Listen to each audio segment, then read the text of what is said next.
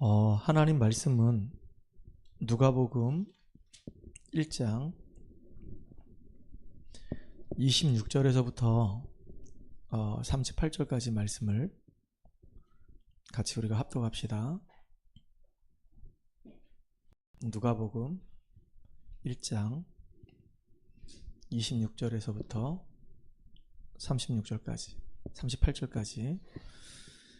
엿새째 달에 천사 가브리엘이 하나님의 보내심을 받아 갈릴리 나사렛이란 동네에 가서 다윗의 자손 요셉이라 하는 사람과 약혼한 처녀에게 이르니 그 처녀의 이름은 마리아라. 그에게 들어가 이르되 은혜를 받은 자여 평안할지어다, 주께서 너와 함께 하시도다 하니, 처녀가 그 말을 듣고 놀라 이런 인사가 어찌함인가 생각하며 천사가 이르되 마리아여 무서워하지 말라, 내가 하나님께 은혜를 입었느니라. 보라, 내가 잉태하여 아들을 낳으리니 그 이름을 예수라 하라. 그가 큰 자가 되고 지극히 높으신 이의 아들이라 일컬어질 것이요, 주 하나님께서 그 조상 다윗의 왕위를 그에게 주시리니 영원히 야곱의 집을 왕으로 다스릴 것이며 그 나라가 무궁하리라. 마리아가 천사에게 말하되 나는 남자를 알지 못하니 어찌 이 일이 있으리이까? 천사가 대답하여 이르되 성령이 내게 임하시고 지극히 높으신 이의 능력이 너를 덮으시리니 이러므로 나실 바 거룩한 이는 하나님의 아들이라 일컬어지리라. 보라, 내 친족 엘리사벳도 늙어서 아들을 배었느니라. 본래 임신하지 못한다고 알려진 이가 이미 6달이 되었나니 대저 하나님의 모든 말씀은 능하지 못하심이 없느니라. 마리아가 이르되 주의 여종이오니 말씀대로 내게 이루어지이다 하매 천사가 떠나가니라. 아멘.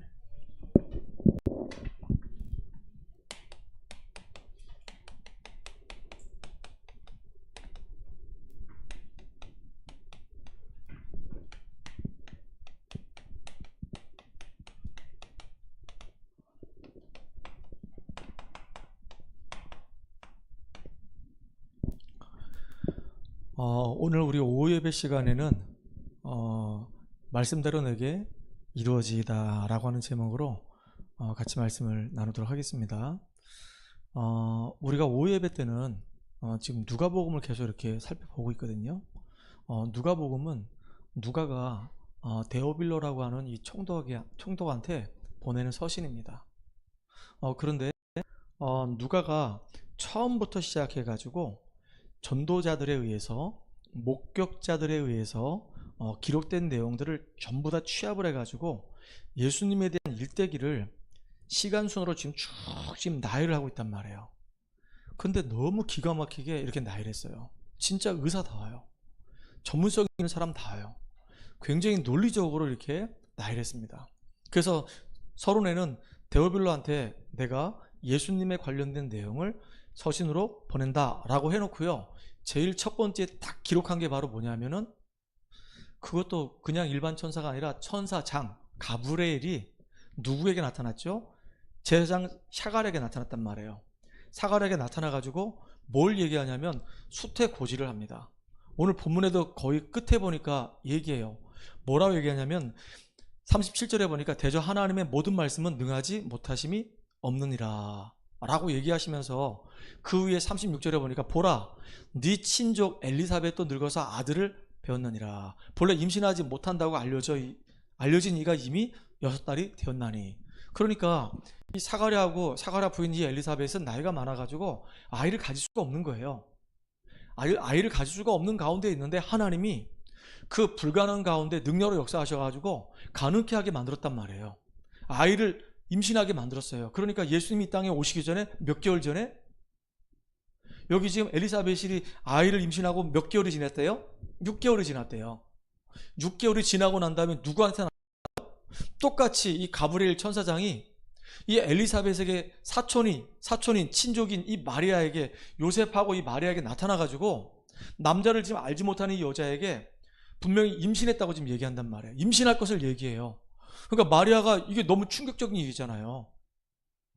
아니 지금 엘리사벳하고 이 사가라는 이해가 돼. 나이가 늙었어도 부부간의 이 사랑의 관계 속에서 아이가 임신했으니까 이해가지만은, 이 마리아 같은 경우는 지금 남자를 아예 접하지도 않고 가까이 하지도 않았는데 이 마리아에게 지금 아이가 잉태된다는 거예요. 그러니까 마리아 개인한테는 이게 굉장히 이게 충격적인 얘기예요. 근데 이 가브리엘이 지금 뭐라고 얘기하는 줄 아십니까? 30절에 보니까 천사가 이르되 마리아여 무서워하지 말라. 네가 하나님께 은혜를 입었느니라 그래요. 진짜 마리아는 은혜 받은 사람이에요. 여러분 천주교에서는요 마리아를 두고 성모 마리아 원죄 무오설을 얘기합니다. 마리아가 원죄 없다는 거예요. 어떻게 하나님의 엄마가 죄가 있냐 이거죠. 예수님이 하나님이잖아요. 그러니까 예수님이 다시 말 하나님을 낳은 그 엄마 마리아가 어떻게 죄가 있냐 이거예요. 그래가지고 성당에 가보면 예수님은 오로라가 조그맣고 이 마리아는 오로라가 엄청나게 큽니다. 그리고요 전부 다 기도를 누구한테 하는 줄 아십니까? 예수님께 기도 안 해요. 마리아에게 기도해요. 그래서 천주교는 엄밀히 얘기하면요 예수 신앙이 아니에요. 마리아 신앙이에요. 그래서 우상 숭배예요. 진짜 안타깝죠. 마리아가 하나님이라는 거예요. 마리아 이름으로 기도해요. 지금도 장례식장 가면은 그 천주교 신자들이 모여가지고 계속 기도를 하는데 전부 다 마리아를 계속 찬송해요. 마리아 이름으로 기도해요. 예수 이름으로 기도 안 합니다. 말은 뭐 예수 믿는다 그러고 말은 뭐 예수 이름으로 기도한다는데 진짜 그 천주교 신앙은 마리아 신앙이에요. 그러니까 우상숭배가 되는 거죠. 진짜 너무너무 안타까워요. 그런데 여기 보니까 이 마리아는요 원죄가 없는 여자가 아니고 원죄가 있어요. 왜? 아버지 엄마가 있잖아요. 남자와 여자의 보통 생육법으로 태어났잖아요. 그 원죄가 있어요 없어요? 당연히 있죠. 그런데 원죄가 있음에도 불구하고 은혜 받은 자야. 왜냐? 분명히 성육신하셔서 메시아가 이 땅에 오셔야 돼. 어떤 여자든 간에 한 여자를 통해서 이 땅에 오셔야 된단 말이에요. 근데 그 모험을 통해서 오셔야 되는데 하필이면 많은 여자들이 있고 많은 처녀들이 있는데 그 중에 마리아가 선택을 받은 거예요. 그러니까 은혜 받은 자죠. 그러면서 뭐라고 얘기하죠? 31절에 보니까 보라 네가 잉태하여 아들을 낳으리니 그 이름을 뭐라고 하라고요? 예수라 하라. 그러면서 중요한 얘기합니다. 그가 큰 자가 되고 지극히 높으신 이의 아들이라 일컬어질 것이요 주 하나님께서 그 조상 다윗의 왕위를 그에게 주시리니 영원히 다윗의 집을 왕으로 다스릴 것이며 그 나라가 무궁하리라. 그랬더니 마리아가 나는 남자를 알지 못하는 여자인데 어떻게 해서 내가 잉태할 수 있겠습니까? 말이 되는 얘기를 하세요 라고 얘기할 때 35절에 얘기합니다. 천사가 대답하여 이르되 성령이 내게 임하시고 지극히 높으신 이의 능력이 너를 덮으시리니 이러므로 나실 바 거룩한 이는 하나님의 아들이라 일컬어질 것이니라. 성령이 임하고 거룩한 하나님이 너를 덮어가지고 네가 임신할 것이다. 그래서 나실 이는 거룩하신 하나님의 아들이라고 일컬음을 얻을 거라는 거예요. 하나님은 그래서 불가능을 가능케 하는 분이에요. 그러면서 야 봐라 엘리사벳도 나이가 많아가지고 애를 못 낳는데 애를 낳지 않았냐. 하나님은 능치 못할 게 없다. 남자를 알지 못하는 여자 너에게도 하나님이 역사하시면 얼마든지 임신할 수 있고 아이를 낳을 수 있다. 하나님의 능력은 위에서 물을 창조하는 것이다. 믿어라. 그랬더니 마지막에 마리아가 고백한 내용이 이 내용이에요. 말씀대로 내게 이루어지이다. 저와 여러분의 신앙이 이런 신앙이 되기 바라요. 하나님의 말씀이면 그대로 나에게 이루어질 줄 내가 믿습니다 라고 고백하는 여러분 되기 바랍니다. 그래서 오늘 오전 예배 그 결론 부분에 얘기했죠. 하나님의 이 살아있는 말씀이 내 생각 속에 내 마음 속에 내 영혼 속에 딱 잘 박힌 못처럼 박혀지면 인생이 바뀌고 그 사람이 복음의 증인되어져서 응답을 받게 되고 한 현장과 한 시대를 살리는 주역이 된다 그랬어요. 나는 여러분들이 그런 주역이 되기 바랍니다. 그래서 가장 중요한 거 이 복음이 여러분 속에 완전히 깊숙하게 쫙 박혀버려야 돼요. 이걸 가지고 능수능란하게 누름이 될 수 있을 만큼 여러분 것이 되기 바랍니다. 그래서 오늘 노트를 꺼내가지고 제가 구원의 길 워크숍할 때 같이 큰 소리로 따라 하시기 바랍니다. 알겠죠? 볼펜 꺼내고 노트 꺼내고 따라 하시기 바랍니다. 눈만 멀뚱멀뚱 쳐다보지 말고 따라 하시기 바랍니다. 그래서 내 거로 만드세요. 하나님께서 인간을 만드셨습니다. 원래 인간은 하나님과 함께 할 때 행복했습니다. 그런데 인간이 사탄에게 속아 하나님 말씀에 불순종하는 죄를 짓고 행복의 근원 되시는 하나님을 떠났습니다. 하나님을 떠난 인간은 마귀의 자녀가 되어 여러 가지 문제로 불행하게 살다가 영원한 불행, 지옥 갑니다. 사랑이 많으신 하나님께서 우리를 구원하시기 위해 구원자이신 예수님을 보내주셨습니다. 예수님께서 십자가에서 죽으시고 부활하심으로 우리의 모든 문제를 해결하신 그리스도의 일을 하셨습니다. 그리스도는 참 왕으로서 사탄을 박살내시고 승리하셨습니다. 그리스도는 참 제사장으로서 우리의 모든 죄와 저주를 해결하시고 해방시켜 주셨습니다. 그리스도는 참 선지자로서 하나님 만나는 길이 되셨습니다. 예수님을 그리스도로 믿고 마음에 영접하면 지금 하나님의 자녀가 됩니다. 이 땅에서 행복하게 살다가 영원한 행복, 천국 갑니다. 지금 저를 따라서 예수님을 마음속에 영접하는 기도를 하시면 됩니다. 사랑의 하나님, 저는 죄인입니다. 예수님께서 십자가에서 죽으시고 부활하심으로 나의 모든 문제를 해결하신 그리스도이심을 믿습니다.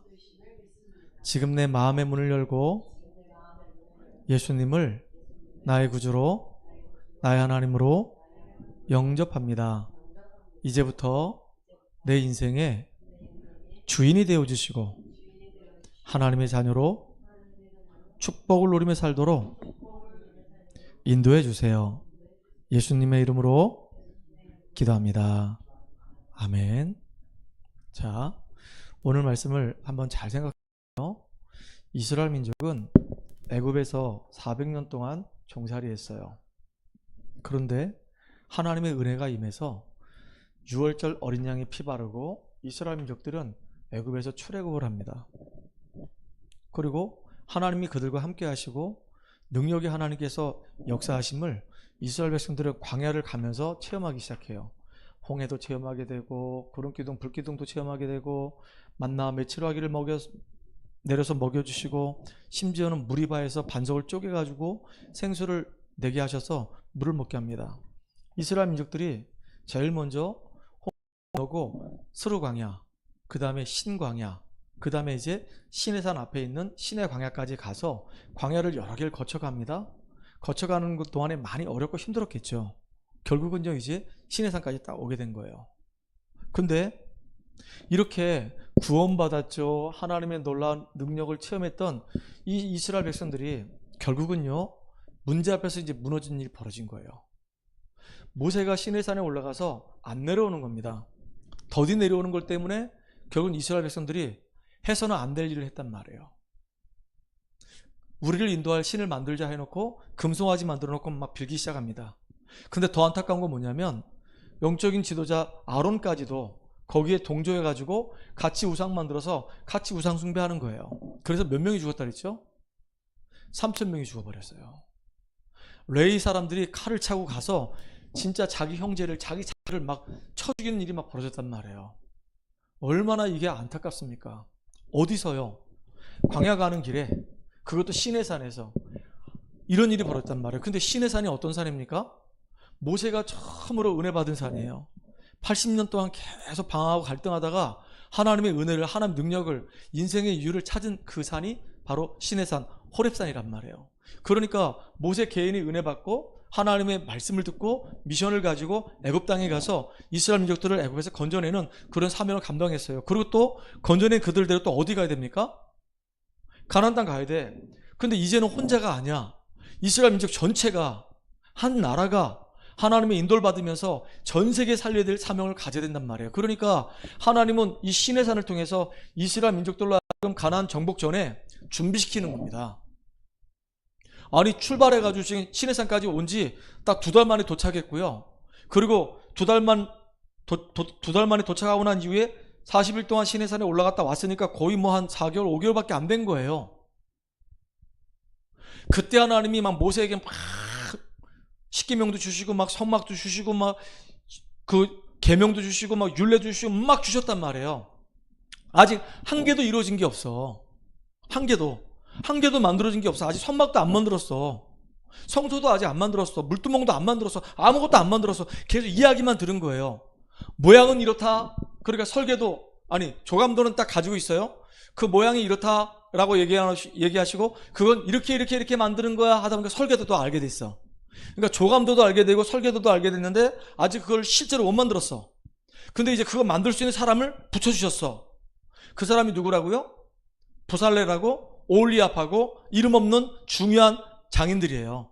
그 사람들이 이제 구심점이 돼가지고 모세가 2번째로 40일 동안 시내산에 올라갔다 내려오고 난 이후부터 막 만들기 시작합니다. 6개월, 7개월 정도 걸려요. 아직까지 시내산 안 떠났어. 그걸 다 만들어야 돼. 성막을 다 만들어야 돼. 웃기는 게 뭐냐면 예수님이 태어날 때 그 기점으로, 예수님을 기점으로 해서 AD하고 BC가 나눠지잖아요. 아이, 꺾었다. 예수님 이전, 예수님 이후, Before Christ, Anno Domini 이렇게 돼 있잖아요. 근데 웃기는 게 뭔지 아십니까? 이스라엘 민족이 출애굽할 때 그때 이제 새로운 연호를 써요. 출애굽하는 그날이 이제 첫 1년이 되는 거예요. 그 1월달을 아빕월이라고 그래요. 그래서 이 친구들이 1월 14일 날 6월절 바르고 1월 15일 날 완전히 이제 출애굽한단 말이에요. 이렇게. 그래서 언제? 3월 1일 날 시내산에 도착을 해요. 그리고 잠깐 시내산에 올라왔다가 계명과 율례를 얘기하고 이스라엘 백성들이 오케이 하니까 또 모세가 또 올라갔어. 시내산에 또 올라갔다가 3일 만에 내려왔거든요. 그러니까 여기 3월 1일이니까 한 달 보름에다가 40일이니까 3개월에다가 중간에 좀 기간이 있다 치면 한 4개월 정도?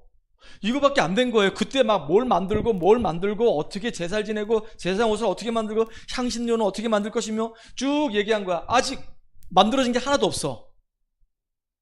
만들어진 거 없고 그냥 조감도 하고 그림하고 이걸 만들 수 있는 설계도밖에 없는 거야. 뭐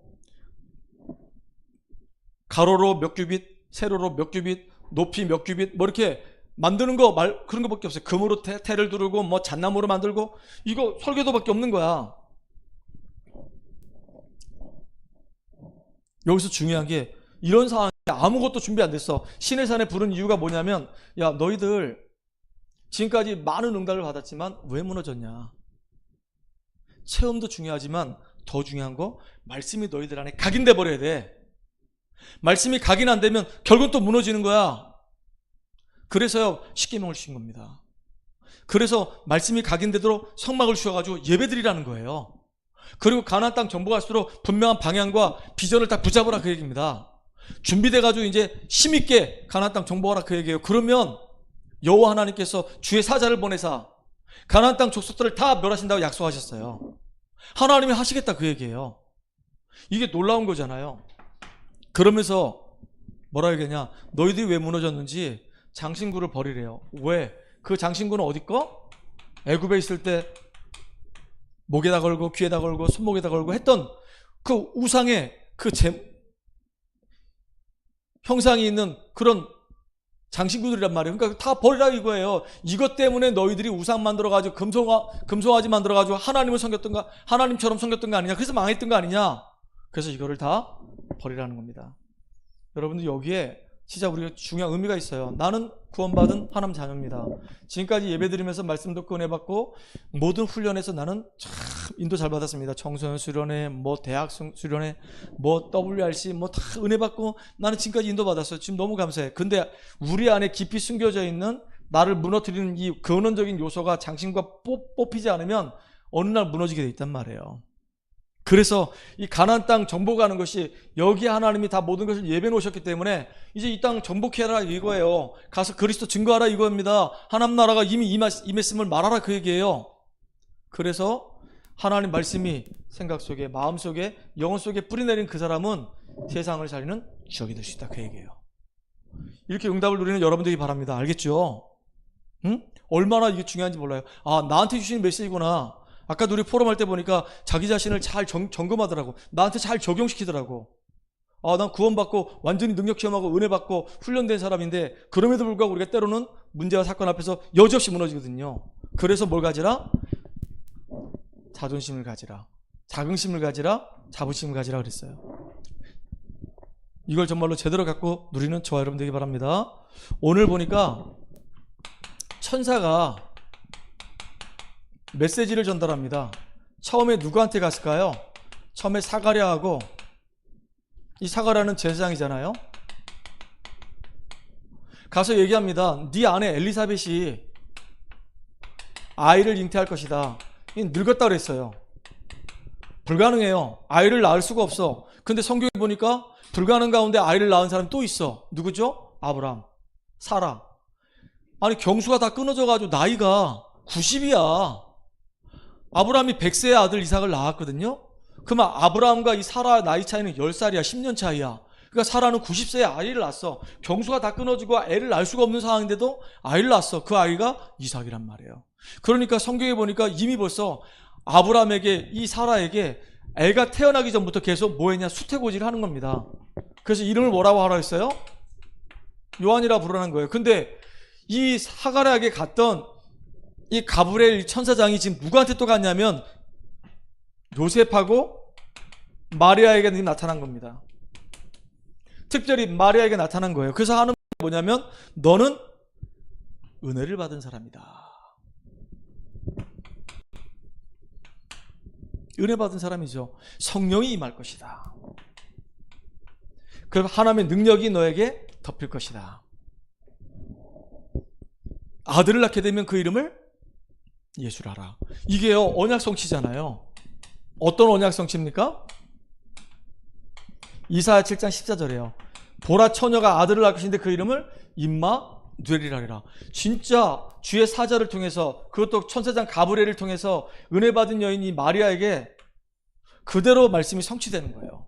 처녀가 잉태하여 아들을 낳을 것인데 그 이름을 예수라라. 참 이게 놀라운 일이란 말이에요. 그러니까 이 말씀을 다 듣고 난 다음에 반박까지 했는데 더 이상 이 마리아 입장에서는 빼도 박을 수가 없는 거예요. 그래서 뭐라고 얘기하냐? 말씀대로 내게 이루어지리라 그랬어요. 여러분 이게 축복이에요. 하나님의 말씀이 나 개인에게, 나의 현장에, 나의 가정에, 나의 미래에 그대로 이루어지고 성취되길 원합니다. 이 고백하기 바랍니다. 여러분 진짜 축복된 사람이에요. 하나님 말씀이 성취되는 사람이에요. 누가 여러분에게 말씀을 갖다 줍니까? 천사가. 천사는 이렇게 말씀을 갖다 주는 가브리엘 천사장이 있어요. 그래서 사자라고 얘기합니다. 주의 사자. 말씀을 전달하는 천사장. 그리고 또 군대 장관이 있어요. 미가엘이 있어요. 그 영적 군사가 돼서 싸워준단 말이에요. 영적 싸움할 땐 미가엘이 막 역사한단 말이죠. 자, 근데 중요한 거 보세요. 보세요. 이걸 보면서 야, 이 사가랴도 얼마나 오랫동안 기도했겠냐고요. 기도했는데 아들 요한을 낳게 된 거예요. 응답이 된 거예요. 하나님은 응답하는 그 일에 주의 천사를 지금도 동원한단 말이에요. 그래서 기도는 정말로 놀라운 일입니다. 기도는 영적 과학이에요. 우리가 자연과학도 믿잖아요. 내가 95년도에 이제 고등학교에 교사로 임명됐는데 그때 삐삐가 있었어요. 삐삐. 여러분 삐삐라고 압니까? 그 전에 삐삐가 없을 때는요, 전화를 걸려 하면은 집에서 이제 전화기를 들어서 전화를 하든지 아니면 길을 지나다 보면은 이제 도로가에 공중전화 부스가 있어. 그럼 거기 가가지고 줄을 서가지고 전화를 한단 말이에요. 그러니까 내가 공중전화 부스에 없거나 집에 없거나 그러면 나한테 급하게 전화했는데 내가 받을 수가 없는 거야. 그러니까 얼마나 많이 불편했겠어요. 그러니까 이제 삐삐를 만들어가지고 이제 옆에 딱 차면 삐삐 삐삐 삐삐 이런단 말이죠. 그럼 가서 딱 보면은 거기 전화번호가 딱 찍혀 있어. 그러면 그 전화번호 찍힌 거 보고 아, 누가 지금 나한테 전화했구나. 아니면 이제 전화기에 가서 여기 음성 녹음도 가능하거든요. 딱 듣는 거야. 그럼 뭐라 막 얘기하면 아, 그랬구나, 알아요. 그럼 전화를 합니다. 이렇게 서로 이렇게 통화했거든요. 그러다 어느 날 핸드폰이 나왔어. 핸드폰은 처음에는 시티폰 그래가지고요, 그 전화 공중전화 옆에 있어야지만 이 전파를 옆에 받아가지고 이제 통화가 되는, 줄 서서 이제 공중전화 동전 넣고 하지 않고 공중전화 옆에 딱 서 있으면 그 전파가 들어와서 거기서 전화 받는 그런 게 있었거든요. 그러다가 나중에 이제 핸드폰이 된 겁니다. 꼭 공중전화 부스 옆에 없어도 어디든 간에 이제 전화를 받을 수 있는 거예요. 기지국을 많이 이제 설치한 거죠. 근데 이게 자꾸 발전해서 나중에는 이게 녹음 기능이 되는 거예요. 그 핸드폰을 가지고 우리가 거기서 음성을 녹음하기도 하고 그게 이제 듣기도 하는 거예요. 나중에 보니까 그게 사진도 찍을 수 있어. 핸드폰 가지고 카메라가 접목이 된 거예요. 나중에 그게요 이제 비디오가 되는 거예요. 영상을 찍을 수 있는 거예요. 이렇게 점점점 핸드폰 하나가 점점점 발전하는 거면 나중에 어떻게 될까요? 핸드폰이 인터넷하고 딱 연결되는 거예요. 그러더니 이제 막 세계하고 막 조인되고, 지금은요 앉아가지고 모든 은행 업무를 그냥 핸드폰 가지고 다 해요. 그리고 전 세계 뉴스를 핸드폰 안에서 다 들을 수 있어요. 유튜브를 통해서 모든 자료를 다 볼 수 있어요. 더군다나 구글 사이트에 들어가면 내가 필요한 거 있으면 다 치면 다 떠요, 정보가. 이 정도로요 어마어마하게 지금 과학이 발전해져 가고 있단 말이에요. 사람 정말로 살기 너무 편안한 시대에 지금 살고 있어요. 자연과학입니다. 이것만 있는 게 아니잖아요. 정신과학이 있어요. 다른 말로 얘기하면 철학이죠. 여러분, 어제도 이제 우리 딸하고 얘기 나눌 때 우리 딸이 그런 얘기 하더라고. 미연이가, 아빠 나는 이상하게 과거에 집착하는 사람이 아닌 것 같아. 사람 가지고 뭐 이렇게 마음이 막 이렇게 간다거나 막 그 사람 때문에 내가 막 묶여가지고 막 끌려다니거나 그러지 않은 것 같아. 나는 미래지향적인 사람 같아. 그래가지고 과거를 안 돌아보고 항상 미래만 바라보고 고 하거든요. 중요한 겁니다. 미래를 바라보더라도 미래를 바라보면서 오늘을 정말로 승리해야 되는 거예요. 그리고 과거는 항상 중요하게 우리가 발판 삼아야 되는 겁니다. 과거를 무시하면 안 돼요. 이게 다 조화롭게 우리한테 이루어져야 되는 겁니다. 그러니까 미래지향적인 사람은요 뭐가 있냐면 비전이 있어요. 꿈이 있어요. 그리고 도전해요. 그러니까 뭔가 성취감을 맛본단 말이에요. 그 속에서 늘 즐거움이 있단 말이에요. 그래서 이게 복음하고 이 성취감하고 잘 구분해야 되는 겁니다. 미래지향적인 사람은 막 성취감에 막 몰입한단 말이에요. 뭔가 성공을 위해서, 뭔가 진짜 나의 미래의 꿈을 이루기 위해서 막 애를 쓴단 말이에요. 내 시간을 투자하고 막 잠도 제대로 못 자고 막 그러다 보니까 뭔가 거기서 얻어지는 성취감이 있거든요. 그것 때문에 막 기쁘고 그것 때문에 만족한단 말이에요. 사실은 그건 복음은 아니란 말이에요. 근데 기쁨의 근원이 거기서 오면 안 되는 거예요.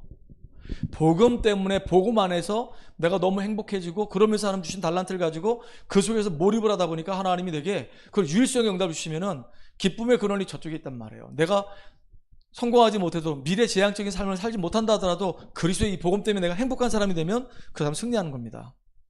그렇잖아요. 근데 가만히 얘기 들어보면은 이 사람이 즐거움을 어디서 찾는가 이걸 보면 알아요. 기쁨을 정말 어디서 찾는가. 뭔가 성취감과 노력 속에서 얻어진 그 열매 때문에 막 기뻐하고 막 성취감이 있다. 아, 복음 때문에 그런 건 아니구나. 이게 이제 위험하구나. 오히려 엘리트들이 진짜 복음하고 좀 동떨어져 있기 때문에 위험하거든요.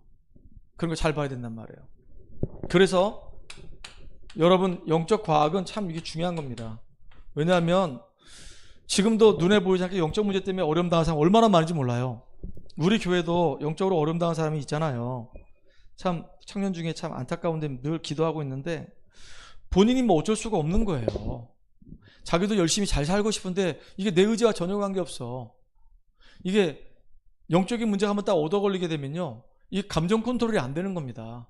약을 먹어도 이 제재가 안 되는 거야. 그래서 결국은 정신과 병원에 갈 수밖에 없는 거예요. 그래서 남한테 뭐 이렇게 피해를 주거나 막 그렇지는 않은데 본인이 너무 이제 막 힘들어하니까, 시달리니까 이제 그 감옥 같은 교도소란다, 정신병원에 가서 거기서 보호를 받아야지만이 좀 나아지는 겁니다. 그러니까 그 사람들을 우리가 살리는 영적인 힘이 우리에게 있어야 되는 거예요. 여러분, 이렇게 천사가 분명히 하나님이 하시려고 하는 계획을 알려준단 말이에요. 누구에게? 언약의 백성들에게. 근데 놀라운 게 뭐냐면 그 계획들이 우리의 삶 속에서 그대로 이루어진단 말이에요. 그래서 여러분들, 여러분의 삶에 여러분은 진짜 응답 받아야 돼요. 어떤 응답? 기도 응답. 누가 기도 응답 받을 수 있냐? 언약 가진 자, 하나님 안에서, 그리스도 안에서 구원받은 이 하나님 자녀, 복음 가진 자가 기도할 때 응답을 준다 약속하셨어요. 또 중요한 건 뭐냐면요, 계시록 8장 3절로 5절에 보니까 하나님 자녀가 기도하게 되면요, 눈에는 보이지 않지만 천사가 우리의 기도에 응답을 준다고 약속했습니다. 금양류에다가 다 기도를 담아서 천사가 동원돼서 응답 줘요. 이 기도 응답은 바로 응답이 오는 경우가 있고, 응답이 굉장히 늦게 오는 경우가 있고, 때로는 응답이 안 오는 경우도 있어요. 왜냐? 우리에게 유익을 준다고 한다면 응답 안 줄 수도 있단 말이에요. 그래서 여러분들 꼭 깨어서 기도해야 됩니다. 영적 싸움하라 그 얘기예요. 영적 싸움할 때 누가 역사하냐? 이때 하늘 군대가 동원돼서 흑암이 무너진 일이 벌어진단 말이에요. 말씀을 이루는 주의 천군이요, 주의 뜻이 이루어지는 주의 천사요, 여호와 임재가 있는 너희요. 그랬거든요. 너무너무 중요한 거란 말이에요. 그래서 우리가 기도할 때 눈에 보이지 않지만 하늘 군대가 동원돼서 놀라운 응답들이 우리에게 이루어진단 말이에요. 지금도 이루어져요. 여기 사가랴에게 주의 천사가, 여기 지금 요셉과 마리아에게 주의 천사가, 그래서 하나님이 하실 계획들을 알려주시고 그들에게 응답의 길을 열어주셨단 말이에요. 지금도 똑같이 우리에게 응답하십니다. 이 축복 누리는 우리가 되기 바랍니다. 자, 결론적으로요, 우리가 영적 사실을 잘 알아야 돼요. 예수를 믿고 구원받았다, 그 말은 우리 안에 성령께서 함께 하시는 겁니다. 내 안에 계신 성령은 나를 인도하실 뿐만 아니라 성령으로 능력으로 역사하신다 그랬어요. 지금도 성령이 역사하신단 말이에요. 성령 충만함 받으라 그랬거든요. 성령 충만함 받는 우리가 되길 바랍니다. 두 번째는 뭐냐면 성령이 역사하시니까 천사가 동원돼요. 천사가 동원되니까 흑암의 세력은 무너지게 돼 있어요. 우리가 이걸 꼭 기억해야 돼요. 그래서 영적인 싸움해라, 깨어서 영적인 싸움해라, 무너지지 말아라. 이스라엘 백성들이 구원받고 축복 누렸음에도 불구하고 무너졌던 이유는 영적 싸움이 실패했기 때문에 그래요. 진짜 여러분들 영적 싸움에 계속 승리하는 주역이 되기 바랍니다. 하나님은 성령으로 우리 속에서 우리와 함께 하시고 아주 세밀히 인도해 가세요. 그래서 말씀을 주시고 그 말씀 주신 것을 그대로 이루어 가신단 말이에요. 이 응답을 누리는 우리가 되길 주의 이름 축복합니다. 하나님께 감사드립니다. 오늘도 그리스도 안에서 내게 주신 어마어마한 이 축복을 풍성히 누리는 우리가 되게 하여 주시옵소서. 말씀을 주시고 그 말씀을 이루시는 하나님을 찬양합니다. 성령 충만함 주시고 흑암 권세가 무너지게 하시고 하늘 군대를 동원하시사 이제 말씀의 성취와 전도의 문을 열어주시고 생명들이 살아나는 응답들을 우리 현장에서 보게 하여 주시옵소서. 예수님의 이름을 감사하며 기도합나이다. 아멘. 우리 찬송